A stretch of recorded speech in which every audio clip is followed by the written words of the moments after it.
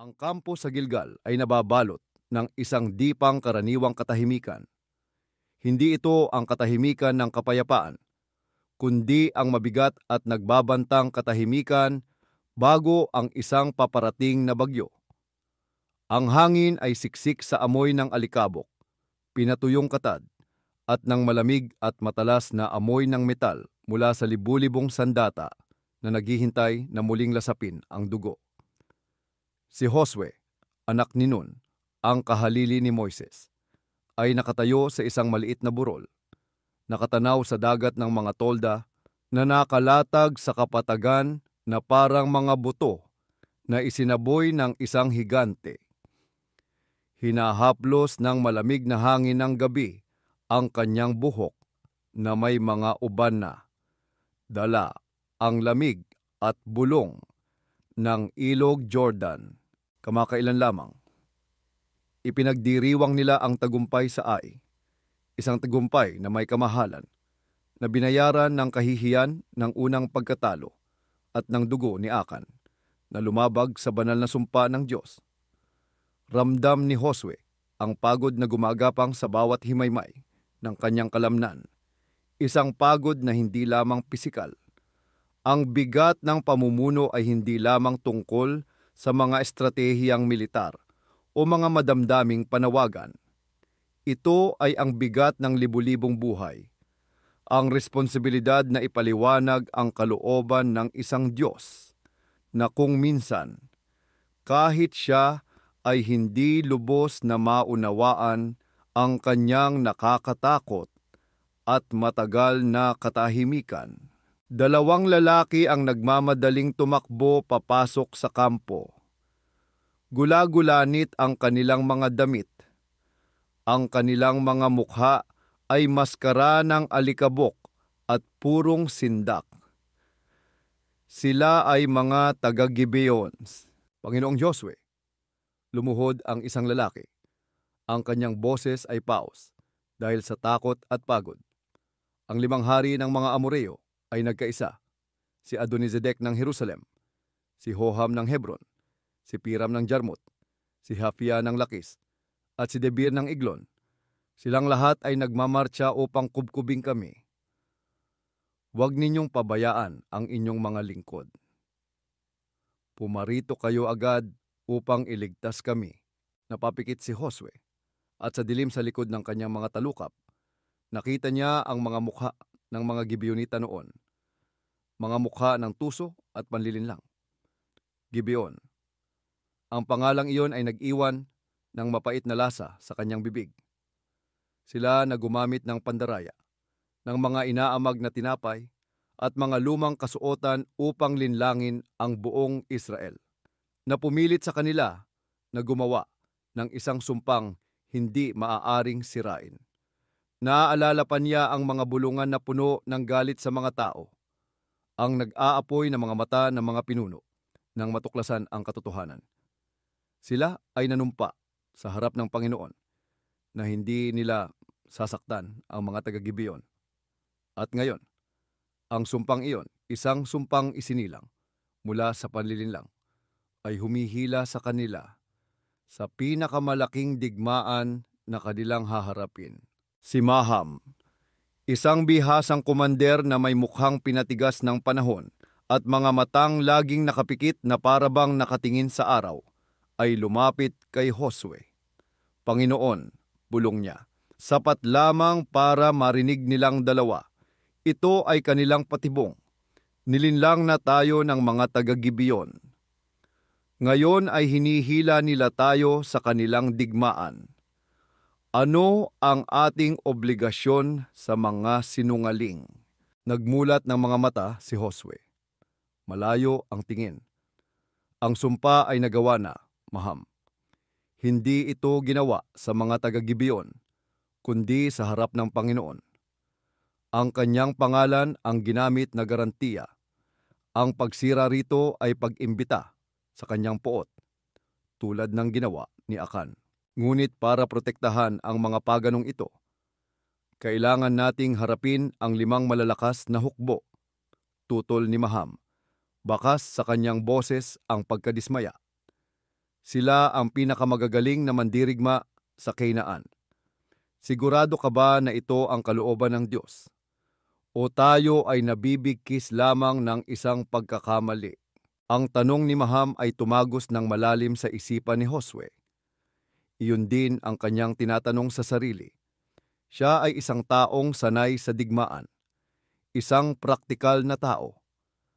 Alam niya ang lakas ng kalaban, ngunit siya rin ay isang taong may pananampalataya. Tumalikod siya kay Maham at sa dagat ng mga tolda, at pumasok sa kanyang tolda.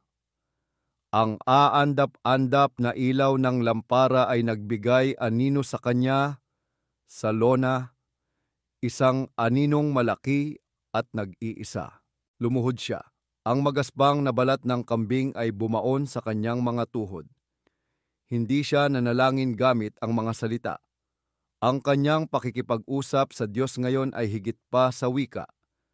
Ito ay isang katahimikan ng kaluluwa, isang ganap na pagsuko. Inilatag niya sa harap ng Diyos ang lahat ng kaguluhan sa kanyang puso. Ang galit dahil sa pandaraya, ang bigat ng sumpa, ang takot sa isang hindi patas na labanan, at ang nakakabahalang tanong ni Maham, ito po ba ang inyong kalooban, o Panginoon? O bunga lamang ito ng kamangmangan ng tao? At sa katahimikang iyon, isang tinig ang narinig. Hindi ito nagmula sa hangin, kundi umusbong mula sa kaibuturan ng kanyang pagkatao. Malinaw at malakas tulad ng kulog. Huwag mo silang katakutan, sapagkat ibinigay ko na sila sa iyong mga kamay. Walang sino man sa kanila ang makakatayo laban sa iyo. Isang alon ng init ang gumapang sa buong katawan ni Josue, na nagpawi sa lahat ng pagod at pag-aalinlangan. Ang takot ay naglaho, pinalitan ng isang malamig na katiyakan, isang bakal na determinasyon. Tumayo siya. Ang kanyang anino sa dingding ng tolda ay tila mas tuwid at matatag kaysa dati. Lumabas siya. Naghihintay sina Maham at ang iba pang mga commander. Ang kanilang mga mukha ay tensyonado sa ilalim ng liwanag ng mga sulok. Tipunin ang buong hukbo, utos ni Josue. Ang kanyang boses ay matigas, walang bahid ng pag-aalinlangan. Ang lahat ng pinakamagigiting na mandirigma. Tayo ay magmamartsa kaagad. Tiningnan siya ni Maham nagtataka. Ngayon din, buong gabi, iyon ay isang mahaba at mapanganib na daan paakyat sa kabundukan. Tayo ay magmamartsa buong gabi, pagdidiin ni Josue. Sa pagsikat ng araw, tayo ay nasa Gibeon na. At sa pagsikat ng araw, makikita ng mga kaaway ng Diyos ang sindak. Maghanda na kayo. Habang nagsisialisan ang mga komander upang sundin ang utos. Nanatili si Maham. Tinitigan niyang mabuti ang mga mata ni Josue. Naghahanap ng anumang senyales. Nakatanggap ka ng salita mula sa kanya, hindi ba? Tumango lamang si Josue. Ang Diyos ay nagsalita na. Ang digmaang ito ay hindi na sa mga taga-Gibeon. Ito ay sa kanya. Ngunit habang pinagmamasdan niya ang hukbo na nagsimulang kumilos sa dilim, isang malamig na pag-iisip ang dumaan sa isipan ni Josue. Ibinigay sila ng Diyos sa aking mga kamay. Ang pangako ay matamis, ngunit mayroon din itong nakakatakot na kahulugan. Ano ang gagawin ng kanyang mga kamay sa mga taong ibinigay ng Diyos sa kanya? Ang tagumpay, alam niya, ay mangangailangan ng isang napakamahal na halaga. Ang hukbo ng Israel ay gumalaw na parang isang dambuhalang ahas na gawa sa bakal at katad, gumagapang sa katahimikan sa ilalim ng kalangitang walang bituin. Ang tanging ingay ay ang kaluskos ng libu-libong sandalyas sa mga bato, ang mahinang kalampag ng mga sandata, at ang hingal ng mga sundalo. Ang daan mula Gilgal, paakyat sa kabundukan ng Gibeon, ay isang matinding pagsubok, isang paakyat na tila walang katapusan sa dilim. Si Josue ay nasa unahan. Ang kanyang mga hakbang ay pantay at walang kapaguran. Ngunit ang kanyang isipan ay hindi nagpapahinga. Naisip niya si Moises, ang kanyang dakilang guro. Pinangunahan ni Moises ang mga tao sa disyerto. Pinakain sila ng pananampalataya at mana. Samantalang siya, si Josue, ay pinangungunahan sila sa digmaan. Pinapakain sila ng mga pangako ng tagumpay at binibigyan sila ng lupain sa pamamagitan ng dugo at bakal. 2 misyon, 2 landas, ngunit iisang pasanin. Ang pasanin ng isang bayang pinili ng Diyos. Sa tabi niya, isang batang mandirigma na nagngangalang Asael ang humihingal. 18 taong gulang pa lamang siya. Ang kanyang mga mata ay nagniningas sa sigasig. Panginoon, bulong ng binata, totoo po bang ipinangako ng Diyos ang tagumpay sa atin? Tiningnan ni Josue ang binata. Ang murang mukha nito ay bahagyang nakikita sa dilim. Ang Diyos ay hindi nagsisinungaling, Asael. Ngunit ang kanyang tagumpay ay hindi isang regalong basta na lang ibinibigay. Ito ay nangangailangan ng pagsunod, katapangan, at isang matatag na kamay. Ang aking kamay ay hindi manginginig, tiyak na sabi ni Asael. Tumango si Josue, ngunit may bahagyang lungkot sa kanyang puso. Ang binatang ito at libu-libo pang tulad niya ay nakikita lamang ang kaluwalhatian ng pangako. Hindi pa nila nakikita ang halaga nito. Hindi pa nila nakikita ang pagkawala ng liwanag sa mga mata ng kaaway. Hindi pa naririnig ang mga sigaw ng mga asawang nawalan ng asawa, mga anak na nawalan ng ama. Nakita na niya ang mga iyon. Sa Jericho, sa Ai, at sa bawat pagkakataon, isang maliit na bahagi sa kanya ang tumitigas. Ang paglalakbay ay isang pagsubok sa isipan. Bawat hakbang ay isang pakikibaka laban sa pagod. Bawat oras na lumilipas, ang katahimikan ay lalong bumibigat. Ang mga sundalo ay hindi nag-uusap. Sila ay abala sa kanilang sariling mga iniisip. Tungkol sa kanilang mga pamilyang iniwan, tungkol sa lupang ipinangako sa kanila, at tungkol sa kamatayan na maaaring naghihintay sa kanila sa unahan. Si Maham ay sumusunod kay Josue. Ang kanyang paunang pag-aalinlangan ay napalitan ng isang atubiling pagsunod. Hindi niya pinagdudahan ang salita ni Josue, ngunit pinagdudahan niya ang kalikasan ng digmaang ito. Lumaban sila upang makuha ang lupang pangako, ang lupang ibinigay ng Diyos sa kanilang mga ninuno. Iyon ay isang makatarungang digmaan. Ngunit ngayon, lumalaban sila upang protektahan ang mga taong nanlinlang sa kanila. Ang hangganan sa pagitan ng kalooban ng Diyos at ng pakana ng tao ay tila napakanipis. Sila ba ay karapat-dapat sa ating dugo, Panginoon? Sa wakas ay nagsalita si Maham, paos ang kanyang boses. Hindi sila, sagot ni Josue, nakatingin pa rin sa unahan, kundi ang sumpa. Lumalaban tayo upang protektahan ang integridad ng pangalan ng Diyos. Kung ang ating salita ay walang halaga, paano tayo maniniwala sa kanyang mga pangako?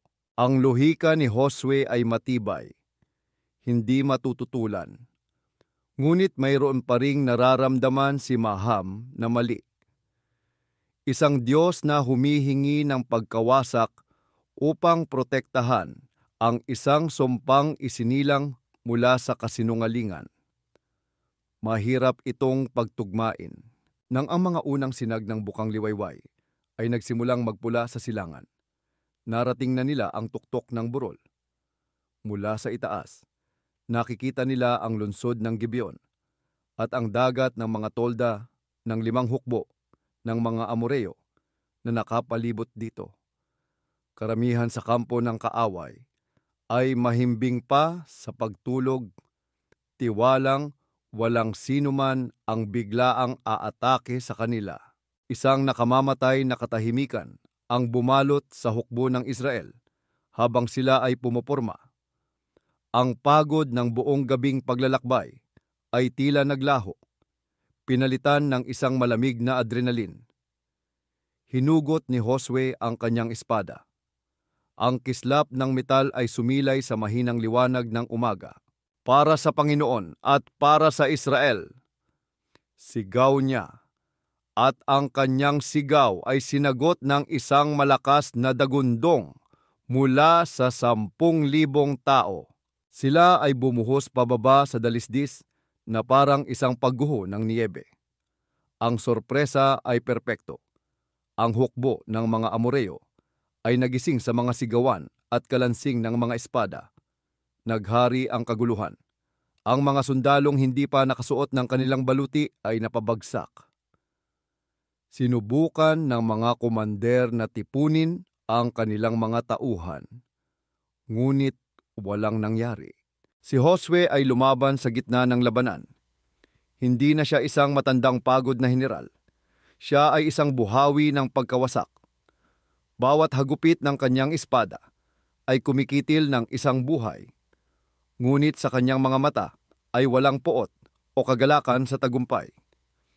Tanging isang nakakatakot na pokus, isang nakamamatay na kahusayan. Ginagawa niya ang gawain ng Diyos. Si Asael, ang binata, ay lumalaban sa malapit. Ang kanyang mga mata ay nanlalaki, kapwa sa takot at pananabik. Ito ang kanyang unang laban, at ito ay mas malupit kaysa sa anumang kanyang inakala.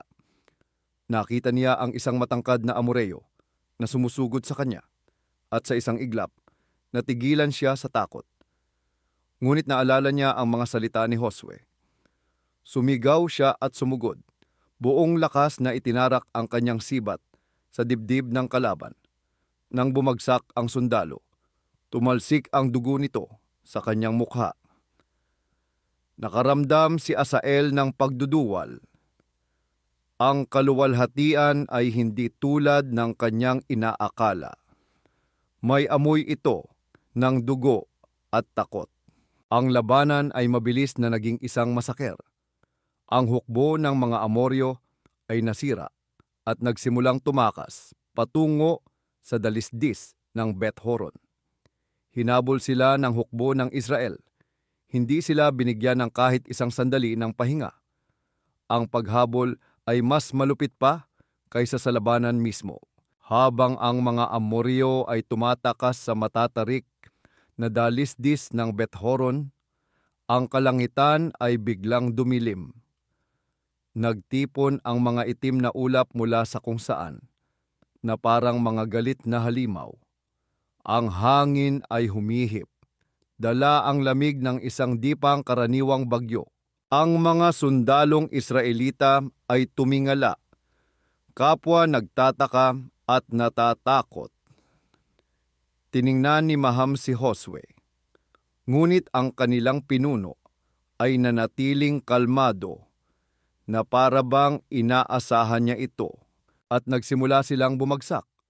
Hindi ulan, kundi mga bato.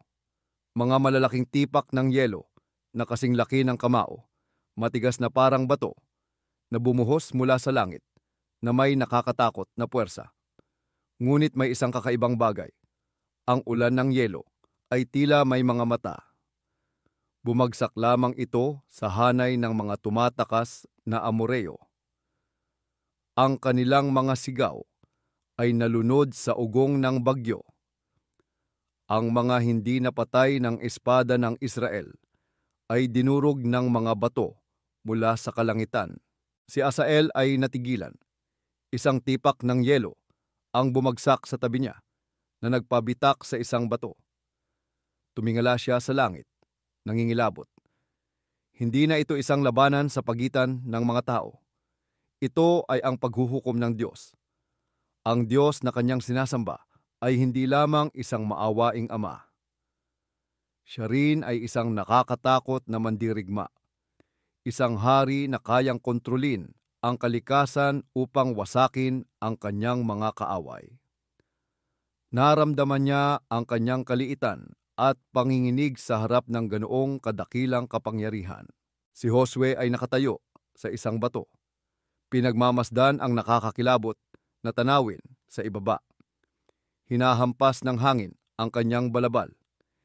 Hindi siya nakaramdam ng takot.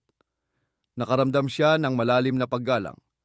Ito ang kumpirmasyon ng pangako ng Diyos. Ibinigay ko na sila sa iyong mga kamay.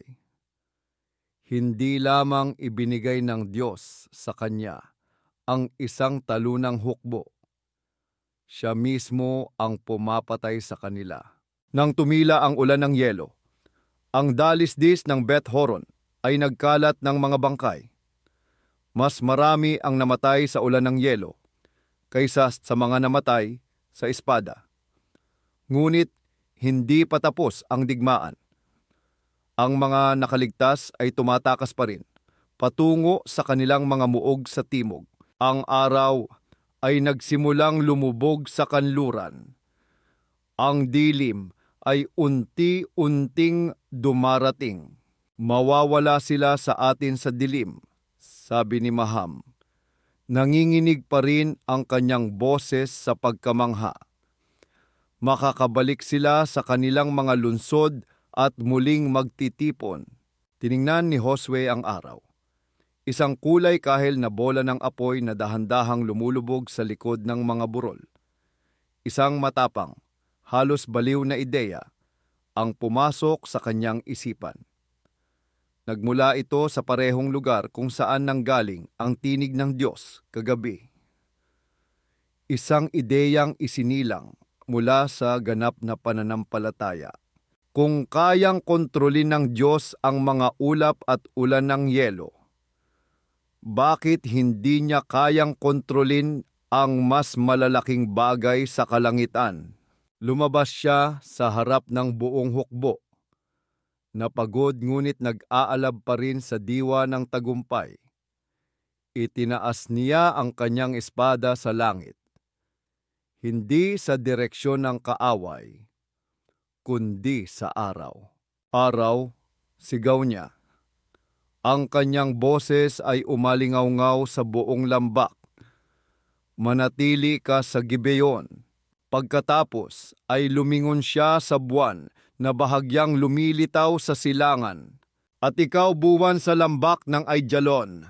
Isang katahimikan ang bumalot sa larangan ng digmaan. Tiningnan siya ng mga sundalo na para bang siya ay nabaliw. Maging si Maham ay umatras ng isang hakbang. Nagulat sa katapangan ng kanyang pinuno. Isang tao na nag-utos sa araw at nangyari ang hindi ka panipaniwala. Ang araw na lumulubog na ay huminto.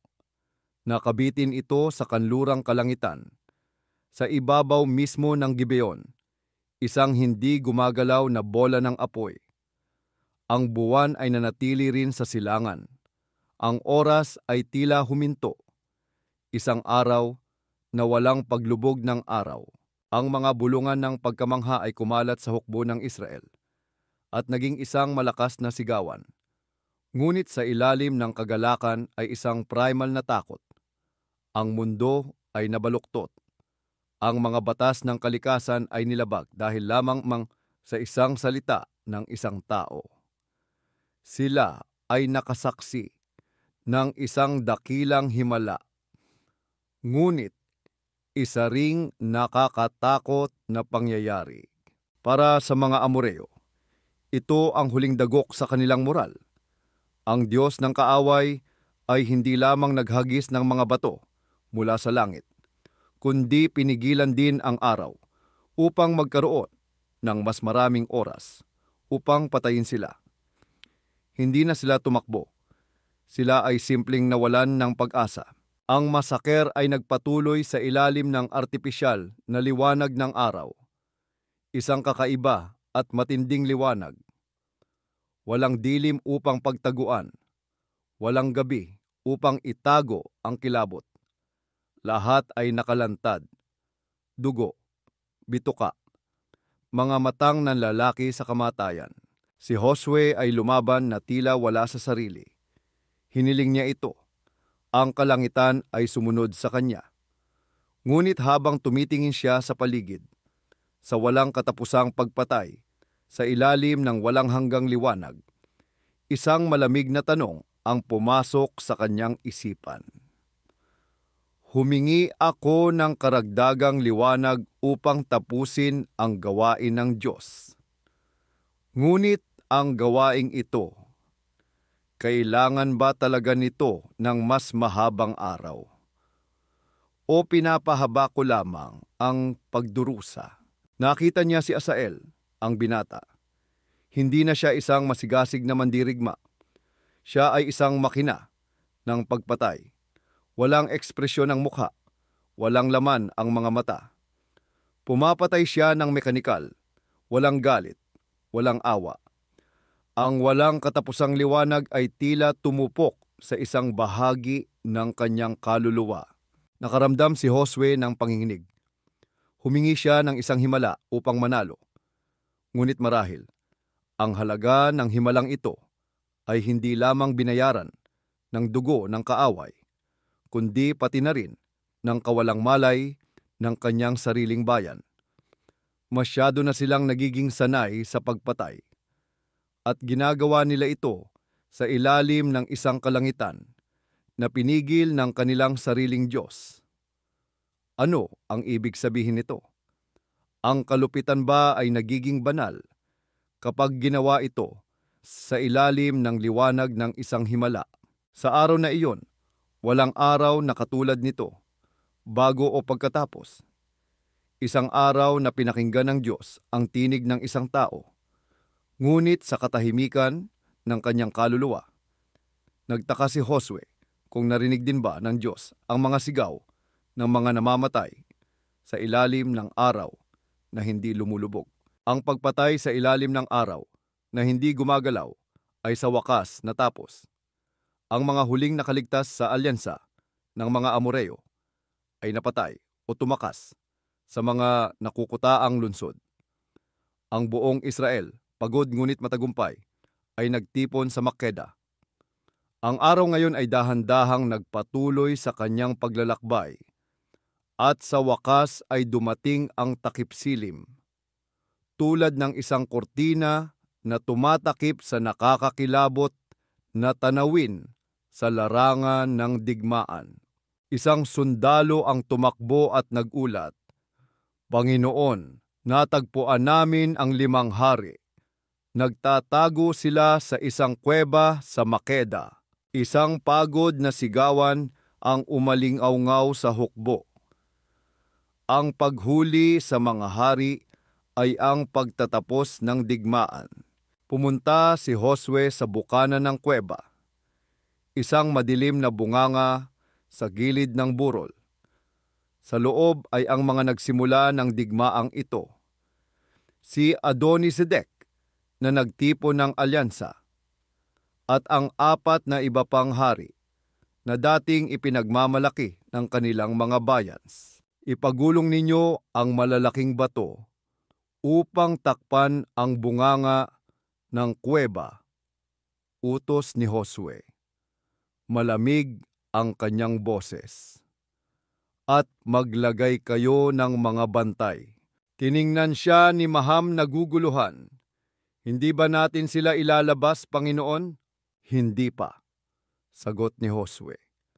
Hayaan silang manatili diyan, sa dilim. Hayaan nilang pakinggan ang katahimikan ng kanilang mga patay na hukbo.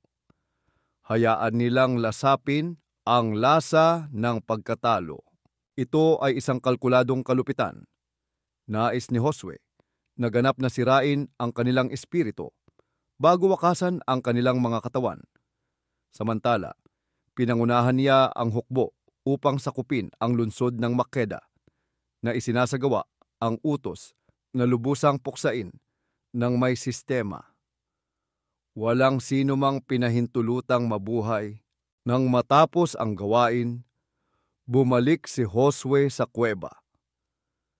Iniutos niyang alisin ang mga bato. Ilabas ninyo sa akin ang 5 haring iyon. 5 lalaki ang kinaladkad palabas sa liwanag. Hindi na sila mga mararangal na hari. Ang kanilang mga damit ay punit-punit, puno ng dumi, at sa kanilang mga mata ay ang sukdulang kawalan ng pag-asa. Naanginginig sila sa harap ni Josue at ng libu-libong mandirigma na nakatitig sa kanila. Tinipon ni Josue ang lahat ng kanyang mga komander. Lumapit kayo rito, sabi niya. Pagkatapos ay tiningnan niya ang 5 hari na nakaluhod sa lupa. Itapak ninyo ang inyong mga paa sa mga leeg ng mga haring ito. Nag-atubili sandali ang mga komander. Ito ay isang sukdulang kahihiyan, isang pagpapakita ng ganap na kapangyarihan. Nakaramdam si Maham ng pagkabalisa. Natalo na ang mga taong ito. Mamamatay na sila. Kailangan pa ba ito? Ngunit nang makita nila ang matigas na tingin ni Josue, sumunod sila. Isa-isa. Lumapit sila at itinapak ang kanilang mga takong sa batok ng mga talunang hari. Ang mga hari ay hindi lumaban. Pumikit na lamang sila, tinatanggap ang kanilang kapalaran. Tiningnan ni Josue ang kanyang mga komander, ang mga lalaking nakipaglaban kasama niya. Nakita niya ang pag-aalinlangan at ang natatagong kalupitan sa kanilang mga mata. Kailangan niyang patatagin ang kanilang loob. Alisin ang anumang awa. Huwag kayong matakot o masindak. Malakas niyang sabi. Umalingaw-ngaw ang kanyang boses.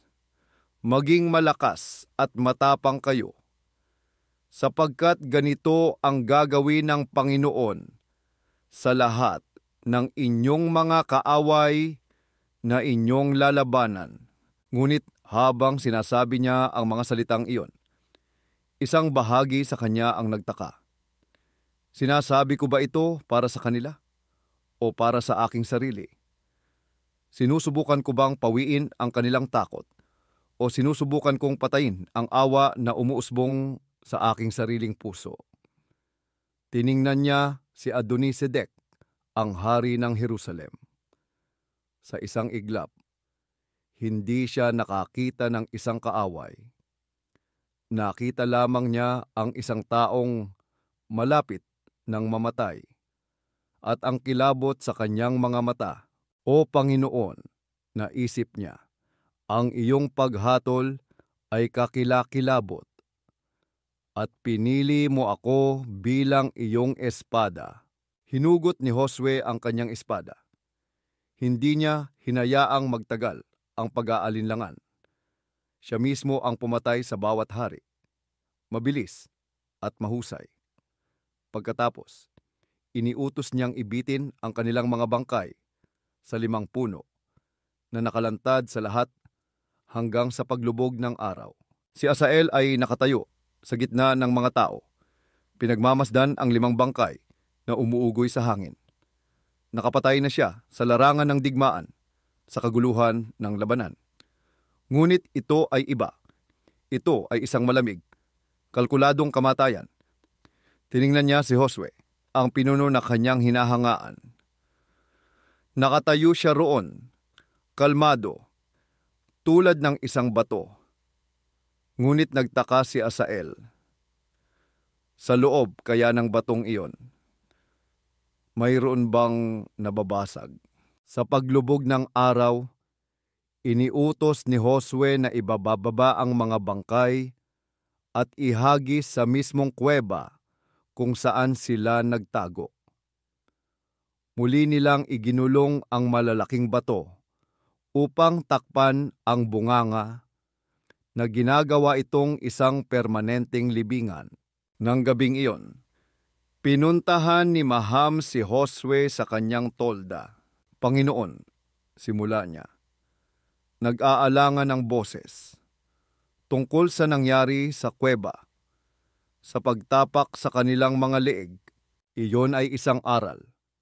Maham, putol ni Josue, hindi lumilingon. Isang aral tungkol sa kapangyarihan ng Diyos at sa kahinaan ng kanyang mga kaaway.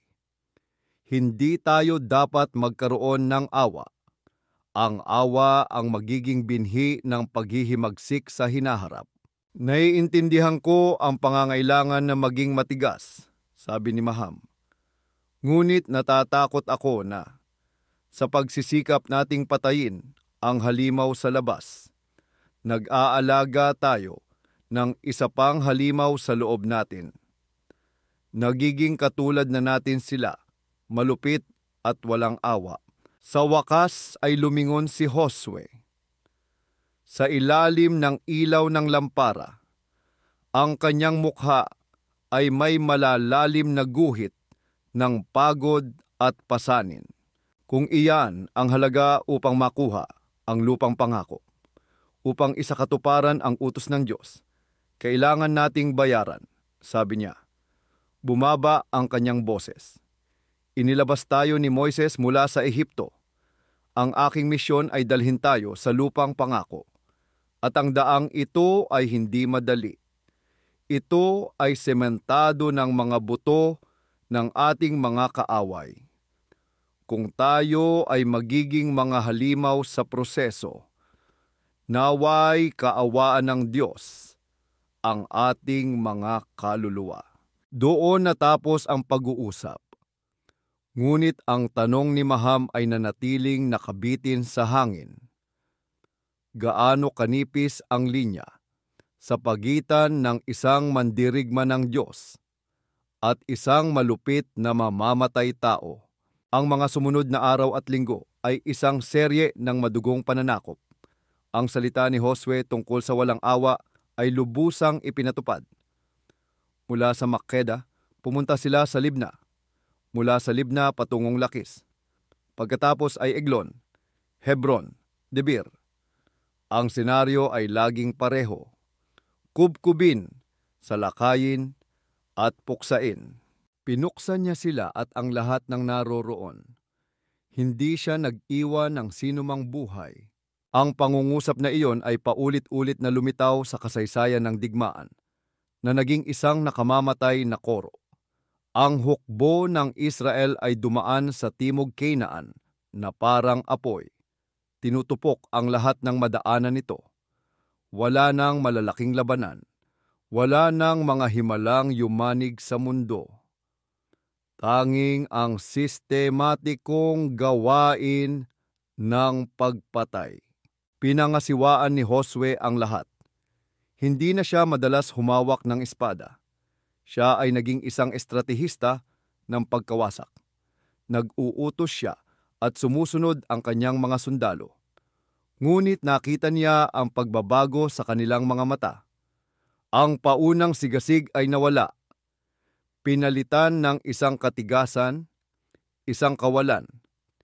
Ginagawa nila ang kanilang trabaho ng mahusay. Ngunit wala na ang kagalakan ng tagumpay. Tanging pagod at ang hindi maalis na amoy ng dugo.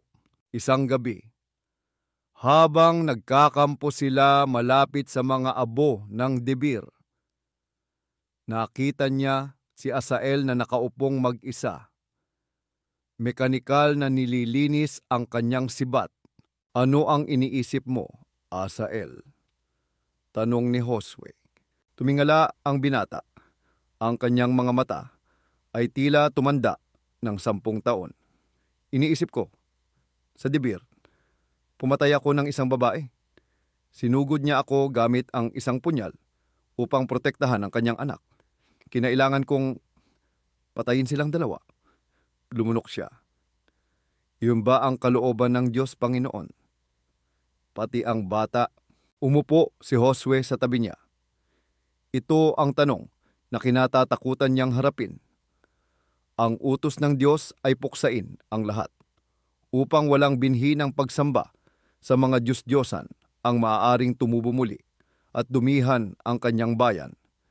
Ito ay isang malupit na utos, ngunit kinakailangan. Ngunit parang mali, bulong ni Asael. Nang tingnan ko ang mga mata ng batang iyon, hindi ako nakakita ng isang sumasamba sa Diyos-Diyosan. Nakita ko lamang ang isang takot na bata. Ipinatong ni Josue ang kanyang kamay sa balikat ng binata. Ang kanyang kamay ay mabigat. Dinudungisan tayong lahat ng digmaan, Asael. Walang sino man ang makakalampas dito ng walang peklat. Ang ating tungkulin ay maniwala na ang huling layunin ng Diyos ay mabuti. Kahit na ang mga paraan upang makamit ito ay kakila-kilabot. Tayo ay mga kasangkapan sa kanyang mga kamay. Ang isang martilyo ay hindi kailangang maunawaan kung bakit nito binabasag ang isang bato. Ngunit kahit habang sinasabi niya ang mga salitang iyon, naramdaman ni Josue ang kawalan ng laman ng mga ito. Hindi siya isang martilyo, siya ay isang tao, at nararamdaman niya ang bigat ng bawat buhay na kinitil ng kanyang utos. Sa wakas, natapos ang pananakop sa timog. Ang buong lupain, mula sa kabundukan hanggang sa timog, ay nasa ilalim ng kanilang mga paa. Nakuha ni Josue ang lahat ng mga haring ito at ang kanilang mga lupain, sapagkat ang Panginoon, ang Diyos ng Israel, ay nakipaglaban para sa Israel. Bumalik sila sa pangunahing kampo sa Gilgal. Walang mga parada ng pagdiriwang. Tanging isang tahimik na pagbabalik. Nakuha nila ang lupain, ngunit mayroon silang nawala sa proseso. Nang gabing iyon, mag-isang nakatayo si Josue sa tabi ng ilog Jordan. Pinagmamasdan ang tahimik na agos ng tubig sa ilalim ng liwanag ng buwan. Ginawa niya ang lahat ng hiniling ng Diyos. Siya ay naging isang tapat na lingkod. Ngunit hindi siya nakaramdam ng kapayapaan. Naalala niya ang araw na huminto ang araw. Isang araw ng kapangyarihan at kaluwalhatian ng Diyos. Ngunit ito rin ay isang araw ng walang katapusang pagpatay. Ang liwanag ng himala ay naglantad sa kadiliman ng digmaan. Ang kadiliman sa mismong kalikasan ng tao. Nagtaka siya tungkol sa mga bayang pinuksa. Sila ba ay makasalanan? Oo. Ngunit karapat-dapat ba ang kanilang mga kasalanan sa ganoong kabuuang paghatol? Isang Diyos ng buhay na nag-utos ng kamatayan sa ganoong kalaking sukat. Paano ito mapagtutugma? Marahil naisip niya, ang pananampalataya ay hindi tungkol sa pagkakaroon ng lahat ng mga sagot. Ang pananampalataya ay ang kakayahang magpatuloy sa paglakad sa kadiliman na nagtitiwalang may liwanag sa dulo ng daan kahit na ang daan na iyon ay nababalot ng dugo at luha. Ang pananampalataya ay ang maniwala sa awa ng Diyos kahit na ang kanyang mga gawa ay tila puro paghatol. Tumingala siya sa kalangitan, kung saan ang araw at buwan ngayon ay gumagalaw ayon sa kanilang tamang batas.